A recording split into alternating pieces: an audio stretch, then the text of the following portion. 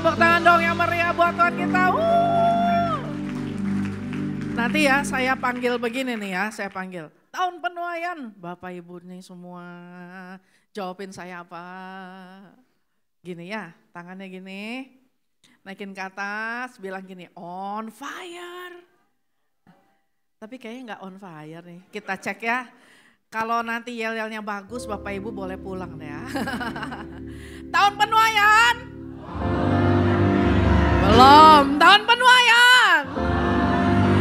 Tahun penuaian. On fire. On fire. On fire. Beri kemuliaan yang meriah buat Tuhan. Boleh duduk. Terima kasih kawan-kawan tim pemuji penyembah. Shalom Bapak Ibu. Kita tahu kita hidup di zaman Roh Kudus. Maka tadi kan dikasih tahu, apa sih artinya Pentakosta ketiga gitu ya. Nah, saya tuh mau kasih taunya begini.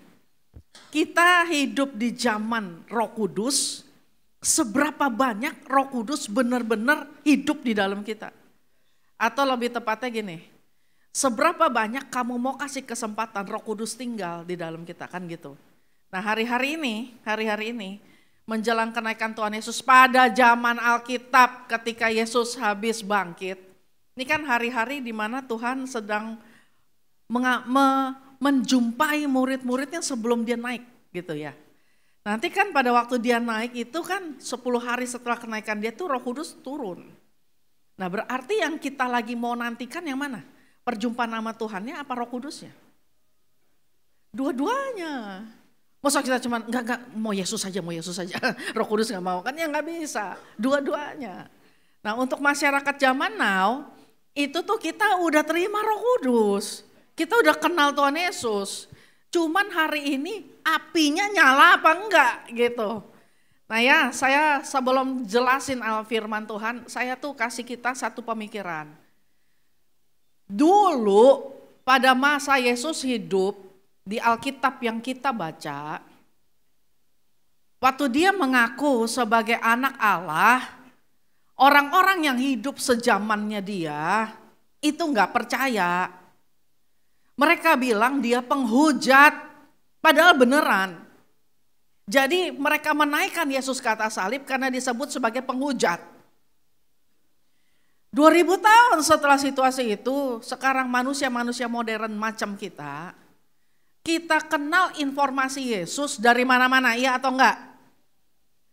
Sampai kita tahu bahwa satu dia juru selamat, dua dia bisa bangkitin orang mati karena dia juga bangkit, yang ketiga dia penuh kuasa karena kuasa dari Roh Kudus.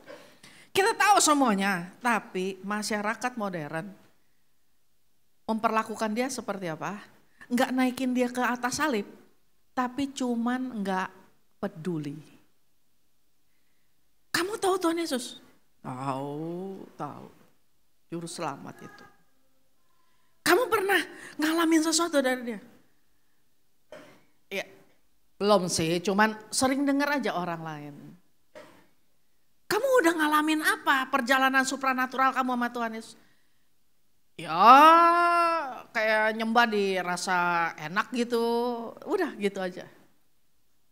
So saya sangat percaya ya, seandainya Yesus mati hari ini dan dia ada hidup di tengah-tengah kita. Dia disalib, sekalipun dia disalib, darah itu ngucur. Masyarakat zaman now paling-paling angkat HP-nya dia foto. Cetret, guys, gue lihat langsung lo guys. Asli lo guys, nih guys, lihat deh guys. Ya kasihan lo guys, darahnya banyak guys. Bikin konten. Supaya yang follow kontennya bukan follow Yesusnya. Seandainya masyarakat 2000 tahun yang lalu yang menghina Yesus dan menaikkan Yesus ke atas kayu salib hidup di zaman now, mereka dapat pencerahan loh. Ampun, itu benar-benar juru selamat loh. Semua orang masa depan ini sudah tahu info tentang Yesus. Wow, aduh kenapa kita salibkan dia gitu ya. Tapi orang zaman ini hidup di zaman lalu. saya takutnya, ini ngomong saya ya, saya nggak ngomong Bapak Ibu ya. Saya rasa kalau Cynthia hidup 2000 tahun yang lalu, di peristiwa penyalipan itu, saya rasa saya adalah orang yang ikut berteriak, salibkan dia, salibkan dia. Karena saya berpikir saya sedang membela agama saya. Jadi, lebih jahat orang zaman dulu apa orang zaman now? Zaman dulu apa zaman now? Menurut saya zaman now. They don't care about Savior. Mereka gak peduli sama juru selamat. Orang zaman dulu naikin Yesus dengan istilah apa? Penghujatan kepada Allah karena mereka peduli dengan religion dan religius. Wow. Lalu Roh Kudus turun, rohnya Bapa turun. Karena yang bisa turun ke dunia pada waktu itu kan anak Allah, karena dalam bentuk daging itu bisa turun ke dunia. Lalu Roh Kudus turun, Roh Kudus turun. Ada yang bilang bahasa setan itu, karena bahasanya gak dimengerti. Karyanya besar, luar biasa, gak terdengar. Orang-orang pada zaman ini cuma sibuk ini, Roh Kudus lagi, Roh Kudus lagi. Karena dia gak ngerasain, karena dia gak hidupin di dalam itu. Maka hari ini kalau saya tanya, seandainya Roh Kudus itu turun ke atas kita, kamu lagi ada di mana dalam posisi rohani ya? Lagi di mana? Beberapa orang ngalamin perjumpaan dengan Roh Kudus tuh di tempat kerjanya. Beberapa orang ketika lagi mengendarai mobil atau lagi nyetir. Beberapa orang ngalamin Roh Kudus dalam situasi yang dia juga gak duga. Tetapi kesaksian orang-orang seperti itu tuh mau berapa lama tinggal tetap menyala gitu di dalamnya. Karena lingkungan di sekitarnya itu membuat dia drop. Makanya ada ayatnya. Tahun lalu itu dia bilang ini, jangan padamkan roh. Karena itu sekali diberikan, itu membuat harusnya hidup kita berkobar gitu. Kalau ditanya, kamu sebagai papa mama, pada saat Roh Kudus turun, kondisi rohani sebagai papa dan mama lagi gimana? Kalau kamu sebagai pemimpin satu perusahaan atau seorang yang memegang satu jabatan, saat Roh Kudus mau diturunkan di atas kamu, kondisi roh kamu lagi gimana? Lagi siap atau lagi ignore atau lagi ngelihat ke bawah terus? Kalau kamu sebagai gembala, pengerja, pada waktu Roh Kudus mau diturahkan, kita dalam kondisi lagi on fire, lagi fit, justru menanti-nantikan atau lagi begini. Yang lain aja deh, Bapak Gembala aja deh yang terima, nanti kasih tahu kita. Kayak Musa dong, sama jemaat Israel. Waktu Tuhan bilang, aku mau ketemu. Jemaat semua ngomong gini, Musa, kamu aja yang naik. Nanti kita dengar dari kamu, begitu. Sedemikiannya sampai Roh Kudus turun, kita masih punya pikiran, jangan gue deh, yang lain aja. Seberapa banyak anak-anak muda di tempat ini yang berpikir begini, Roh Kudus kan karunia, nanti ajalah.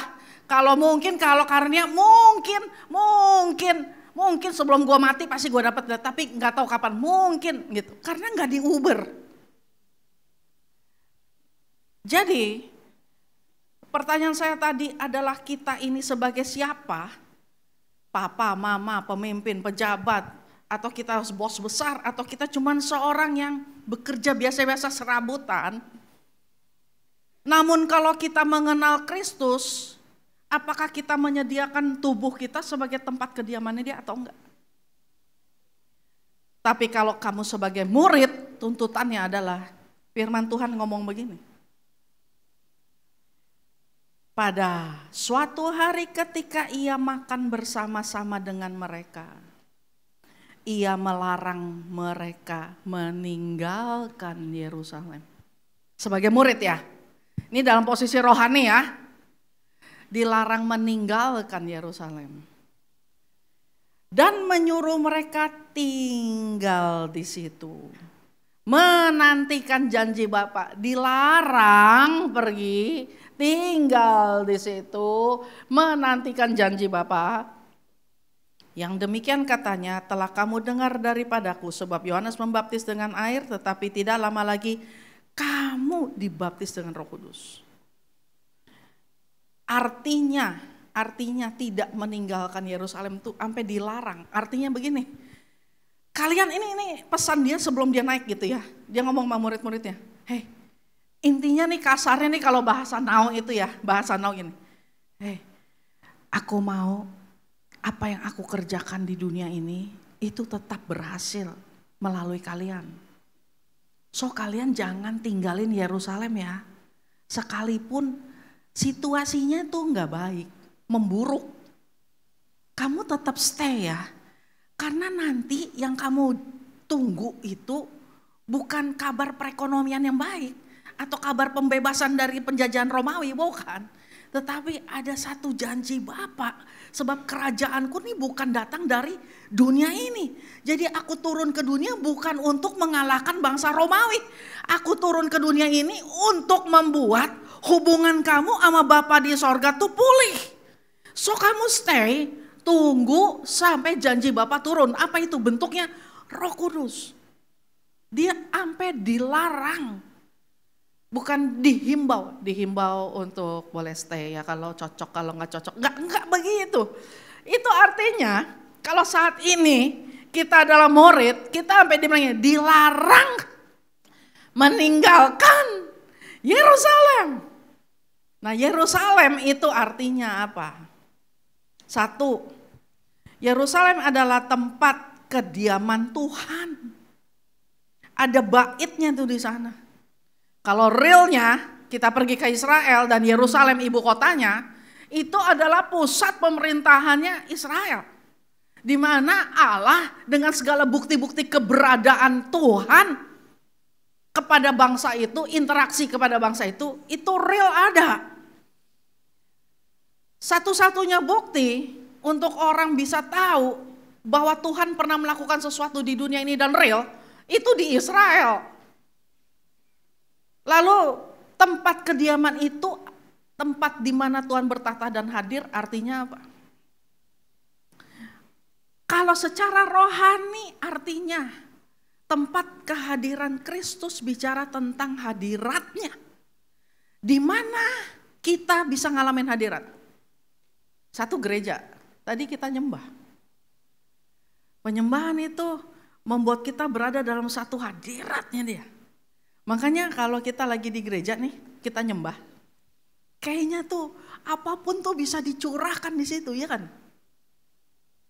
Karena kalau di rumah nggak ada musiknya yang bagus. Pakai gadget dengerin nyembah. Kok garing-garing aja ya?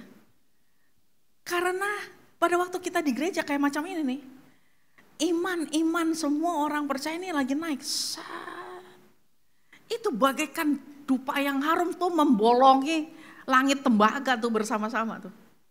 Di mana malaikat bisa turun naik gitu. Paham gak? Makanya kalau lagi nyembah tuh manfaatin banget itu tuh hadirat, manfaatin banget. Hadirat tempat persekutuan kita sama Tuhan. Itu disebut Yerusalem. Berarti cara kita dapetinnya gimana? Lewat doa. Udah gak ada cara lain. Terus lewat apa lagi cara kita dapetinnya? Persekutuan dengan Tuhan. Caranya dapetinnya gimana? Baca Alkitab. Semua langsung gitu. Kuno banget sih nasihatnya gitu. Saya kasih tahu ya. Ini singkatin aja ya. Kan pemimpin saya tuh ya dari 2009 itu ngomong, Sin, kamu sehari baca Alkitab berapa pasal? Pemimpin saya itu Pak Beni Gunawan. Karena kita di PPA, Pembinaan Pemuda Anak. Saya adalah ketua sekolah minggu, seluruhnya di bawah GBI Gatot Subroto. Lalu dia ngomong, lu sehari baca Alkitab berapa pasal?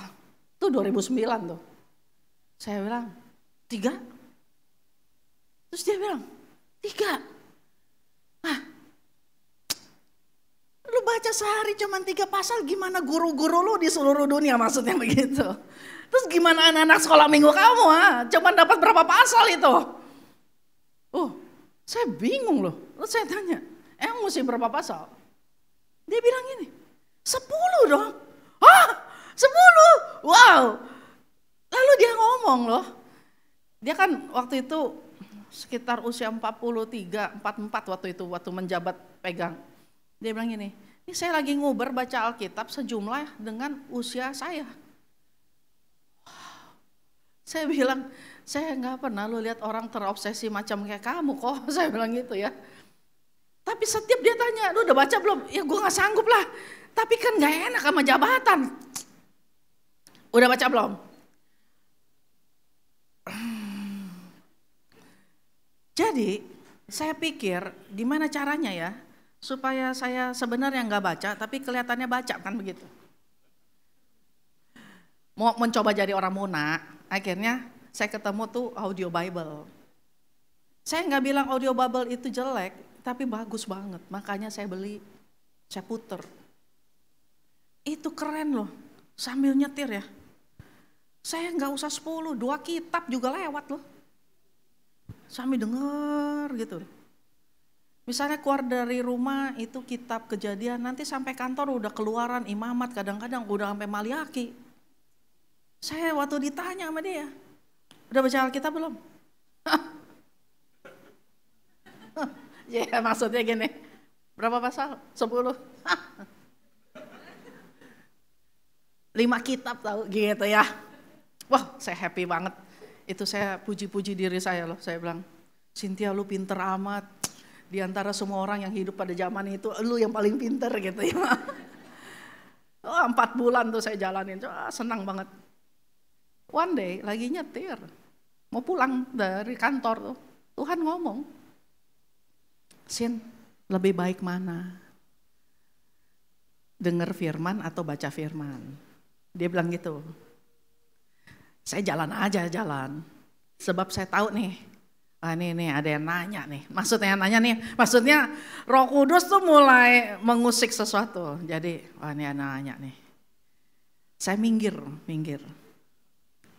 saya nanya lagi, gimana Tuhan, gimana? Nah pertanyaannya ganti, lebih baik mana Sin? Dengar Alkitab atau baca Alkitab? Paham?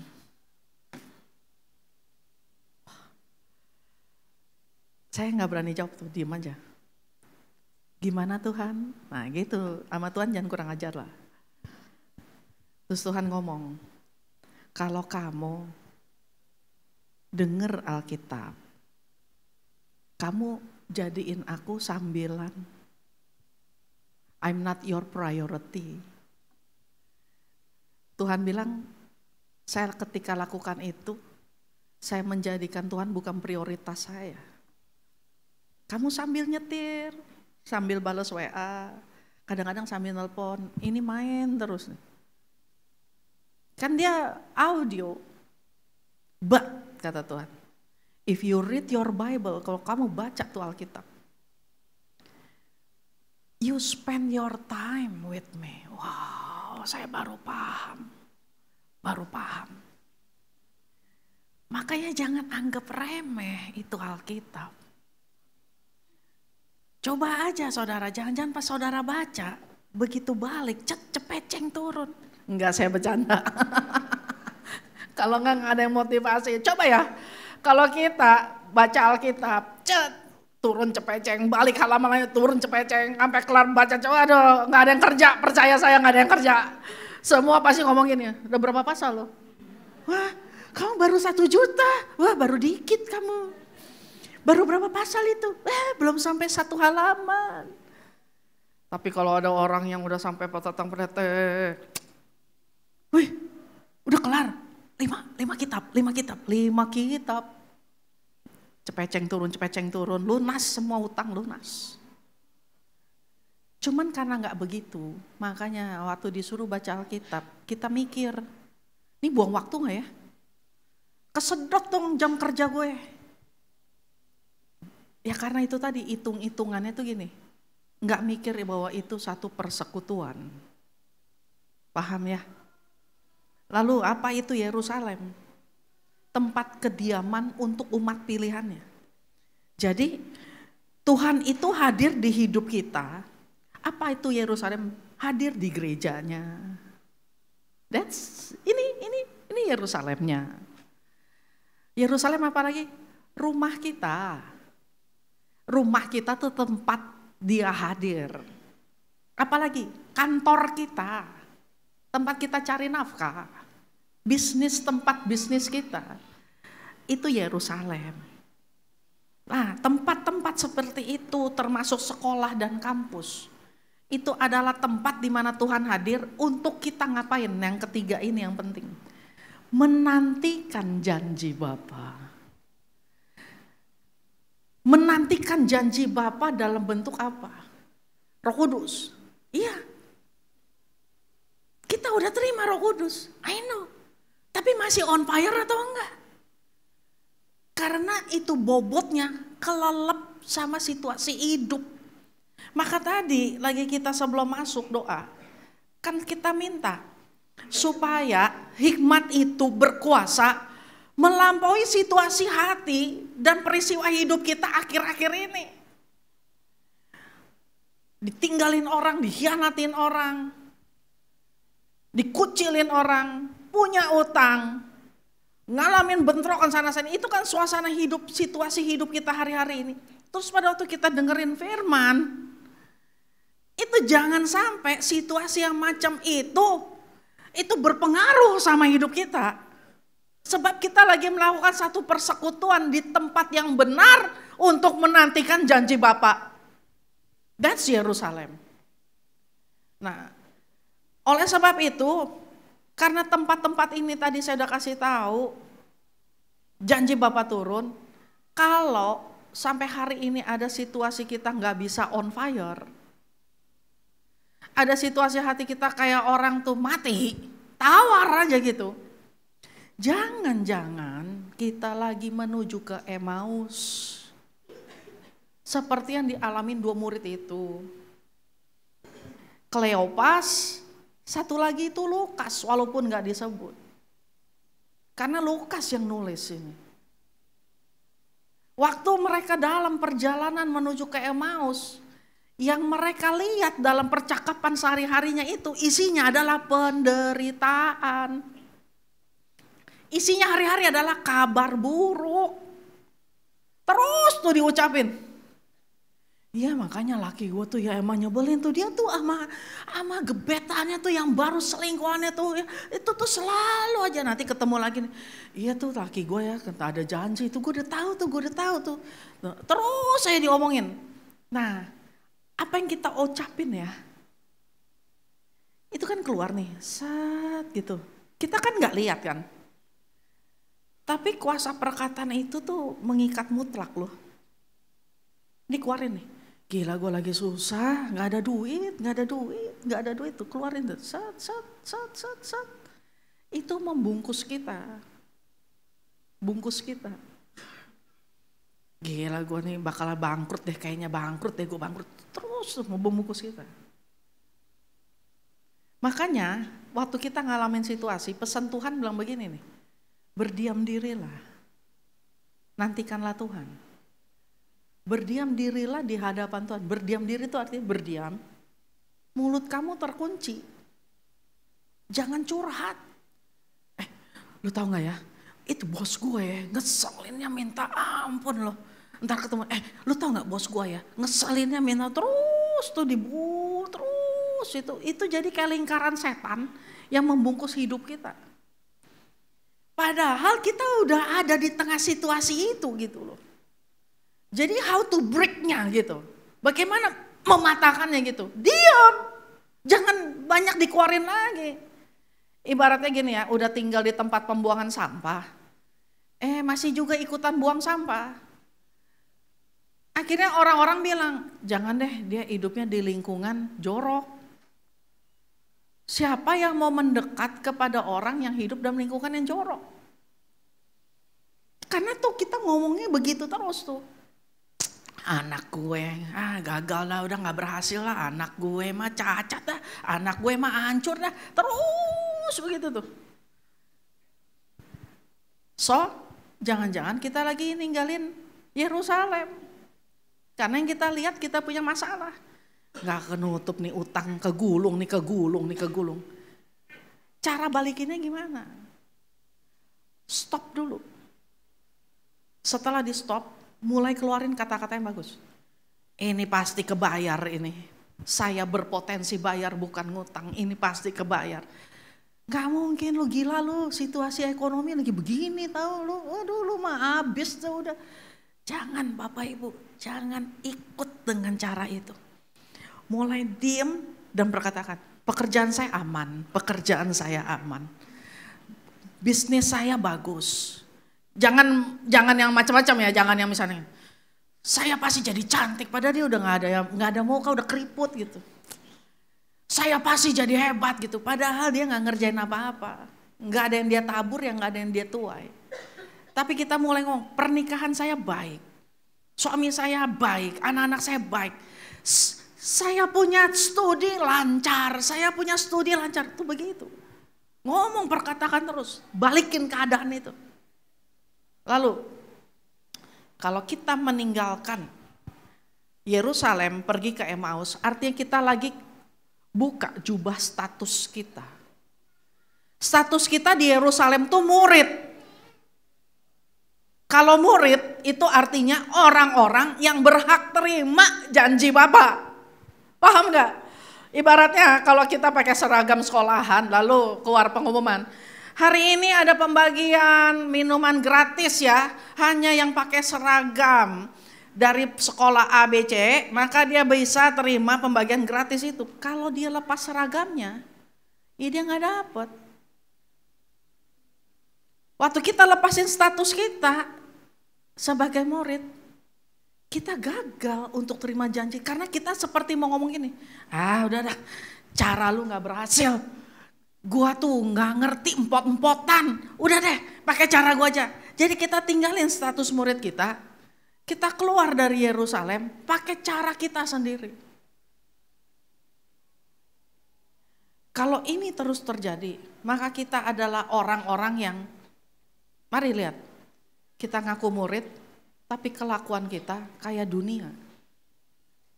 Akhirnya bisa berhasil nggak? Bisa dong, masa nggak berhasil? Tapi begini. Kita punya keberhasilan tanpa Tuhan. Kita punya kemenangan tanpa mengikut sertakan Tuhan. Bisnis kita yang baik tanpa ada Tuhan di dalamnya. Semua yang kita bangun kelihatannya baik tapi tidak mengikut sertakan Tuhan. Pertanyaannya berapa lama bisa bertahan?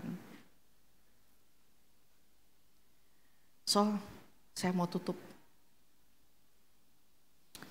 Apakah kamu dengar panggilan Pantekosta ini? Tujuannya apa dengar panggilan Pantekosta ini? Supaya punya persekutuan dengan Bapa. Bukan supaya hutang diberesin, pernikahan dibenerin, bukan. Kamu deket sama Bapa. Urusan yang lain itu ngikut. So, betulin dulu mesbahnya. Kunci C, Kak. Betulin dulu mesbahnya. Nanti semua ngikut. Karena waktu ya. Saya cuma mau Bapak Ibu paham tentang ini. Kenapa sih kita harus nguber Roh Kudus? 1 Korintus 6 ayat 19 ngomong begini.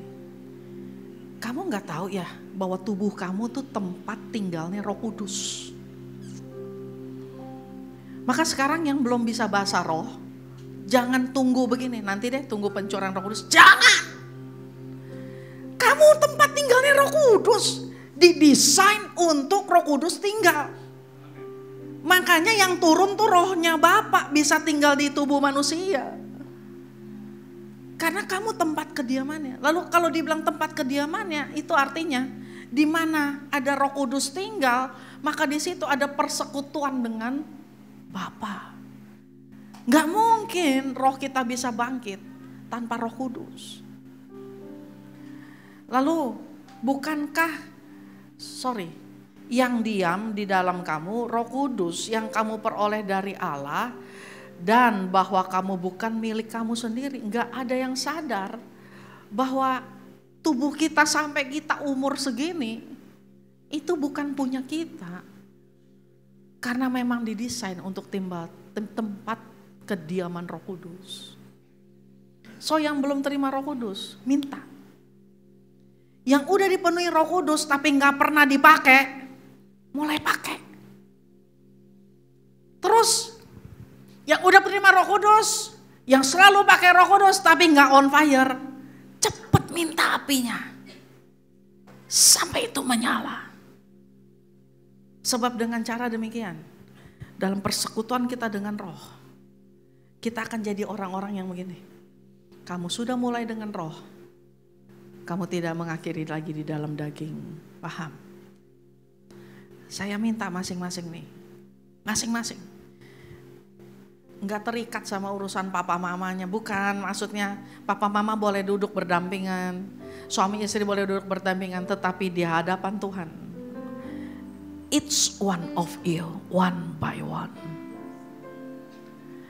The simple you before the Lord. Kamu apa adanya di hadapan Tuhan. Ayo balik. Balik dari Emmaus. Balik dari kebiasaan ninggalin persekutuan sama Tuhan. Balik. Balik dari kebiasaan gak ada Alkitab dalam hidupmu. Balik dari kebiasaan gak pakai doa. Balik. Ambil posisimu. Ambil posisimu lagi di hadapan Tuhan. Kalau siap, kalau sudah siap, boleh bangkit berdiri.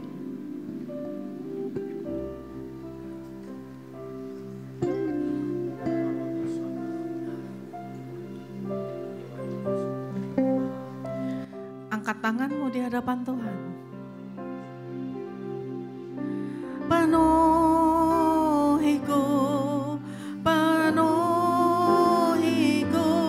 dengan hadirat. Keluarga demi keluarga, minta. Urapiku. Papa, minta. Mama, minta.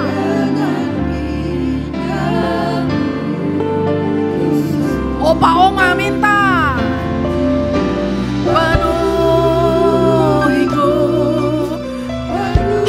Hamba Tuhan, minta. Para pengerja minta.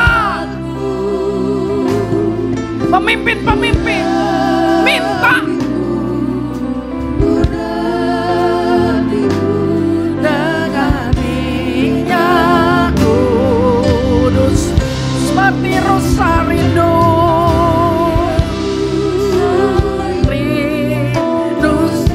Balik. Begitulah kembali pada Yerusalem, persekutuan dengan Tuhan.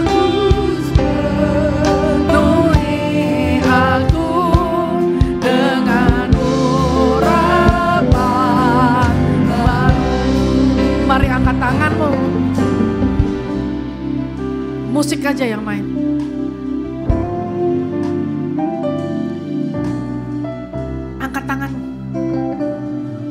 Mulai bicara dalam roh.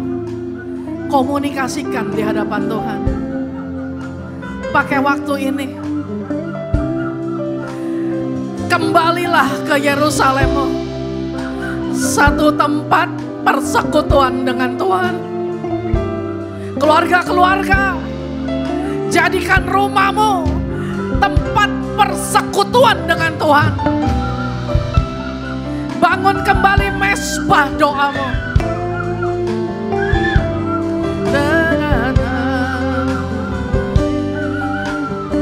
Anak-anak sekolah yang kuliah, terimalah hikmat. Terima.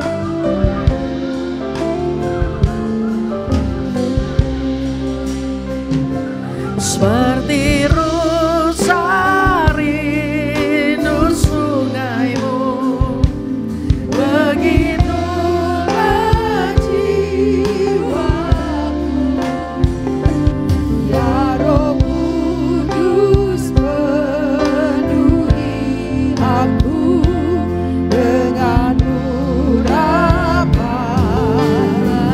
Mari katakan penuhiku, penuhiku dengan hadiratmu.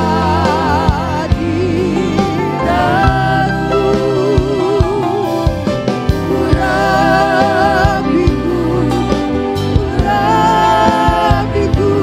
dengan minyak kudus, dengan minyak kudus, dengan minyak kudus, dengan minyak kudus, dengan minyak kudusmu. Yang percaya berikan tepuk tangan yang lebih bagi Yesus. Terima kasih Tuhan, kami perlu Roh Kudus menjamah setiap hati kami. Terima kasih Tuhan buat hamba-Mu Kasinti yang telah membawakan firman Tuhan. Terima kasih buat setiap kami Tuhan yang hadir pada siang hari ini. Segala kemuliaan kami kembalikan di dalam nama Tuhan Yesus. Haleluya. Amin. Sekarang terimalah berkat Tuhan. Kasih karunia berlimpah-limpah daripada Allah Bapa dalam Anak yang tunggal Yesus Kristus. Persekutuan yang manis dengan Roh Kudus menyertai kita semua mulai hari ini sampai Tuhan Yesus datang menjemput kita di awan-awan dan bahkan sampai selama-lamanya. Yang percaya bersama-sama katakan amin.